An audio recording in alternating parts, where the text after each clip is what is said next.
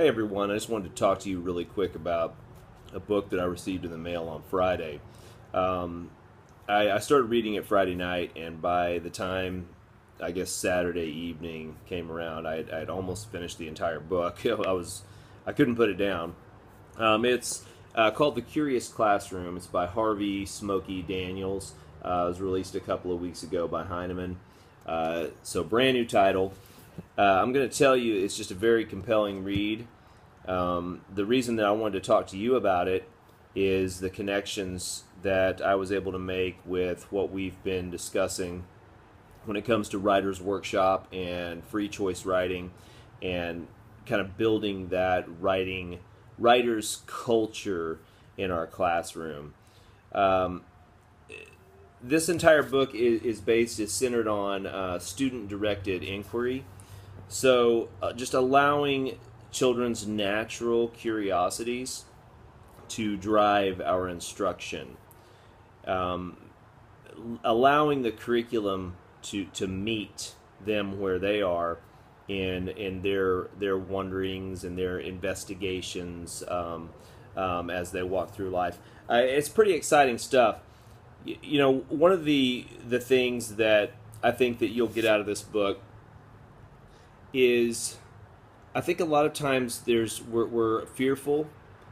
It's the same way with writer's workshop. We're fearful to let go of kind of a compliance teacher directed system that we might have, for fear that there's just going to be chaos in the classroom, and we're not going to be able to handle it. And I think that's understandable. I think anyone who has dabbled in trying to step off of the stage, and allow children to take control and to just have more trust in their kids. I think that we've all had that fear, at one time when we're about to do this. I think one of the things you'll get from this book is the structure of the book, the way that Mr. Daniels here, Smokey here, structures the book in such a way that, for one thing, you won't be able to read each section without becoming a believer. It's very engaging. It's very, you'll start to be able to just kind of picture the possibilities for your classroom, which is, a huge thing. And I think that one of the reasons that he's able to pull that off is, in each section, he convinces you by addressing the why. Why is this important? And I think that's a big deal. If you've ever read Simon Sinek's Start With Why, you know that understanding why we should do something motivates us and inspires us. So I think that that's one of the things he's able to do. The other thing that he does in the structure of the book is he kind of eases your fears.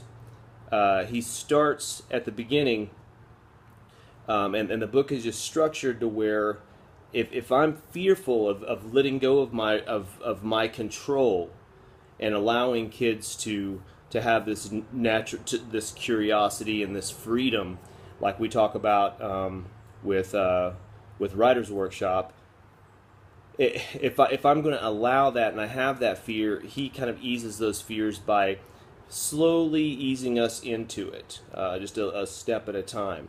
And so I think in the beginning, in the beginning of the book, he starts with things that are pretty easy to do and aren't going to require much of a time commitment, no real planning involved, not significant amounts of time to plan.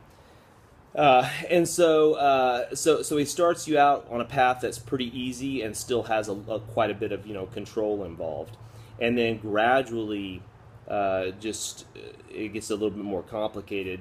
But boy, I have an entire table full of sticky notes now that I'm rearranging, just kind of applying some of these concepts to what we've been talking about in with writing and writer's workshop, and allowing kids to have the freedom to express themselves in whatever way they want, come back later and apply structures.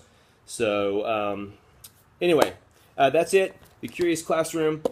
Great read. It's one of the best books that I've read in quite a while. Harvey Smokey Daniels, excellent book. I would pick it up.